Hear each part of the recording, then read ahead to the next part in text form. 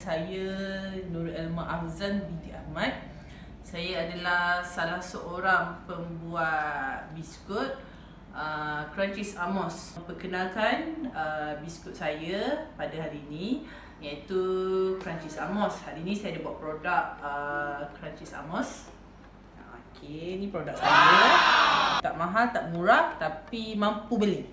Okey, saya punya produk ini telah dilakukan pada 5 tahun lepas, dan tahun ini adalah tahun saya buat besar-besaran, dan juga saya sebenarnya adalah daripada usahawan kecil, so kita belajar basic to advance. So jadi hari ini saya banyak memperkenalkan produk saya melalui Facebook. Facebook saya boleh add friend Nurul Elma Afzan. So boleh, nanti saya akan accept friend. Dan juga saya berkecimpung sambilan sebenarnya dalam produk Crunchies Amos lebih 5 tahun, tetapi pada tahun ini kita banyak menggunakan secara online, dan saya juga dah belajar membuat internet ni dah lama jugalah, cuma kita tak sangka bila promote dalam Facebook, WhatsApp group, banyaklah produk ni meningkat.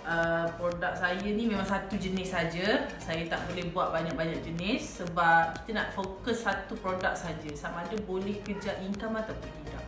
Dan alhamdulillah produk saya ni dia tak mahal, dia tak murah, tapi insyaAllah, dan saya punya trademark saya rasa sekali habis barang.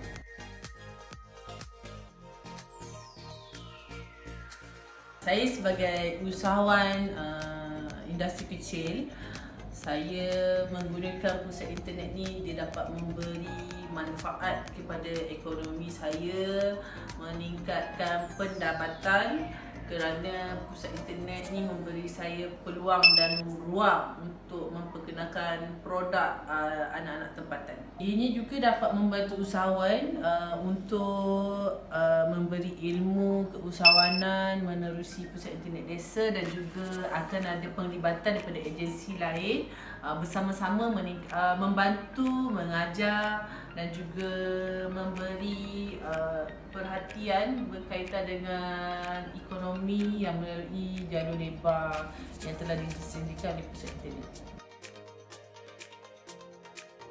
Okey, harapan saya juga mengharapkan pusat internet ini diteruskan, kerana ianya dapat memberikan banyak ilmu dan juga impak lagi-lagi berkaitan dengan ekonomi, dan juga melibatkan jalur lebar yang telah disediakan, dan juga perkhidmatan di pusat internet juga dapat membimbing usahawan kecil bagaimana mereka nak mempromosikan produk secara online menggunakan Facebook dan juga media sosial yang telah ada.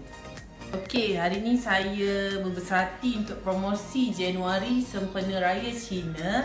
Kalau normal price satu balang bersamaan RM10. Kalau beli 3 balang, kita bagi lagi harga yang paling special. 3 balang RM25. Hanya bersama saya je, dan juga yang mana yang nak menjadi agent, boleh tinggalkan komen anda. Terima kasih.